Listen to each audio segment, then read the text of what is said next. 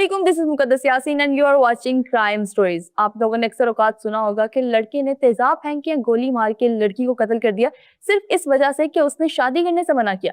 लेकिन आज आपको मैं एक ऐसा दिल दहला देने वाला वाकया सुनाऊंगी कि लड़की ने लड़के को गोली मार के कत्ल किया। उसकी वजह ये थी कि लड़के ने लड़की के साथ शादी करने से मना कर दिया। आइए जानते हैं इसकी तफसीलात क्या है।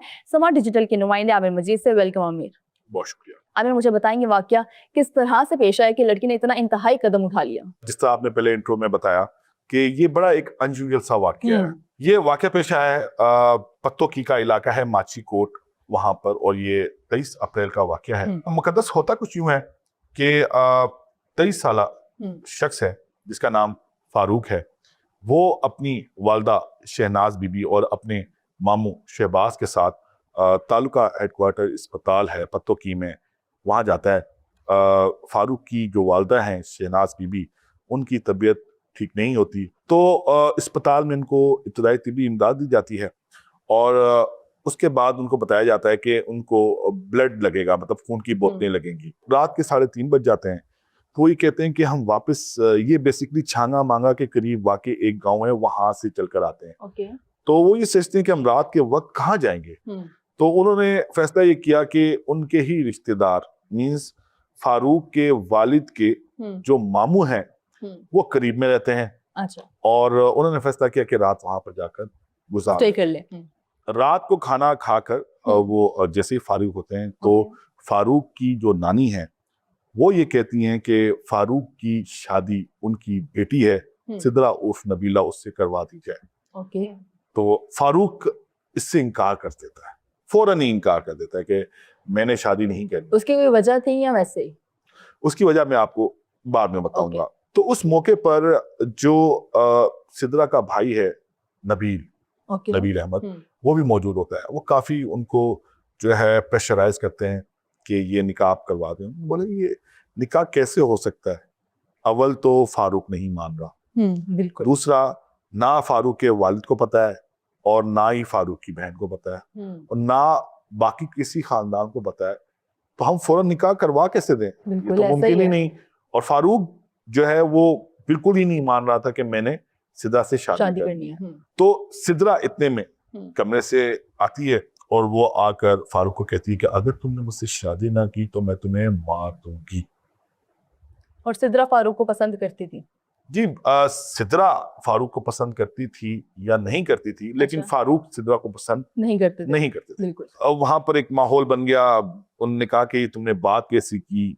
फारूक की वालदा ने, फारूक के मामू ने भी इस पर काफी एतराज किया कि ये एक लड़की आकर इस तरह की बात कर रही है और ये बिल्कुल भी मुनासिब नहीं है, आप ज्यादा कोप कर रहे हैं। खैर, रात काफी हो जाती है, सब सो जाते हैं। सुबह कोई 7:45 बजे चीखो पुकार की आवाज तो आती है, लेकिन वो उठ नहीं पाती। वो उठ इस वजह से नहीं पाती कि रात को सोते हुए दूध के अंदर सिद्रा कोई नशावर चीज मिला देती है। वो अंदर जाकर कमरे में जब देखती हैं तो फारूक जो है वो जख्मी हालत में पड़ा हुआ होता है।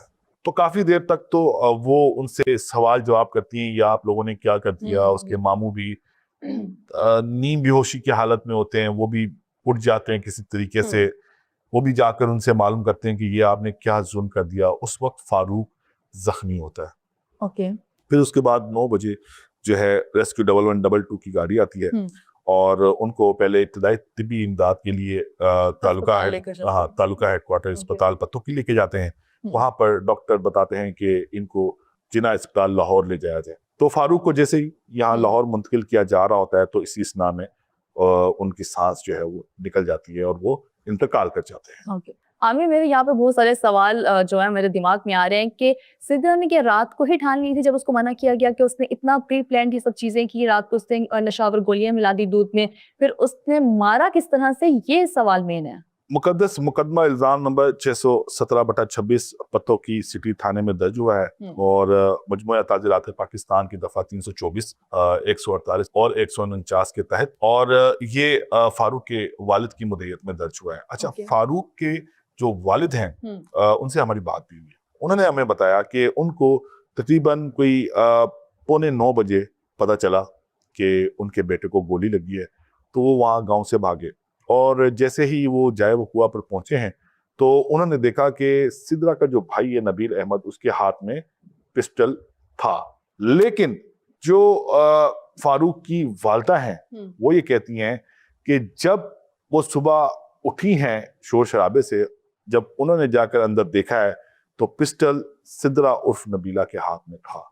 मींस कि जो गोली है वो सिद्रा ने चलाई है। लेकिन जब गोली चली तो गोली चलने की आवाज क्या किसी ने नहीं सुनी? बिल्कुल ऐसा ही है कि गोली चलने की आवाज फिर बहुत सारे लोगों ने सुनी, लेकिन जब वो वहां पहुंचे तो फारूक को गोली तो लग चुकी थी। बिल्कुल ऐसा। और वो जख्मी हुआ था। अच्छा, लेकिन आमिर मुझे ये बताइए कि फारूक ने शादी से मना क्यों किया? मुकद्दस ये एक लंबी कहानी है, लेकिन मैं इसको मुख्तसर करके मैं आपको बताऊंगा। जो सिद्रा है उसकी 2 शादियां पहले भी हुई हैं। ओके। और उसके 2 बच्चे भी हैं, एक बेटा है और एक बेटी है। उसकी पहली शादी उसके मामू के घर में हुई थी, फिर उसको तलाक हो गई। फिर उसकी दूसरी शादी हुई अब्बास नामी एक शहरी है उससे। लेकिन दिसंबर के अंदर अब्बास का कोई झगड़ा हुआ, बताया जा रहा है कि उनके घर पे कोई चोरी करने के लिए आया था, तो उन्होंने कोई फायरिंग की थी। फायरिंग के नतीजे में एक बंदा जख्मी हो गया था। तो इस सिलसिले में पुलिस ने उसको गिरफ्तार किया और वो आजकल जेल में है। मैं आपको बात बता रहा हूँ दिसंबर की, मतलब अभी 4 महीने गुजरे नहीं, अभी उसका शौहर जेल के अंदर है और उसके घर वाले उसकी तीसरी शादी करवाना चाह रहे थे।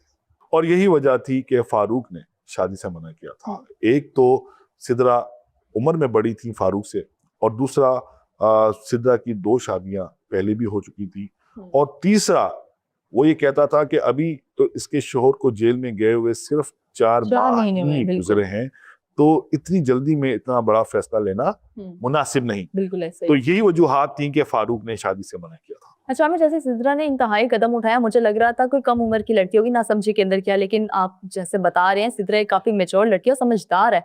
मुझे ये बताएं कि पुलिस की तरफ से अभी तक क्या कार्रवाई की गई है? पुलिस ने कार्रवाई करते हुए सिद्रा उर्फ नबीला और इनकी जो वालदा हैं आयशा बीबी, उनको गिरफ्तार कर लिया है। लेकिन इनका जो भाई है नबील अहमद, वो ताहाल फरार है। Thank you so much Aamir, आपने स्टोरी हमारे साथ शेयर की। बिल्कुल नाज़रीन, ये एक अनरियल सा वाक़या, अक्सर औक़ात हमें ऐसा सुनने को मिलता नहीं है।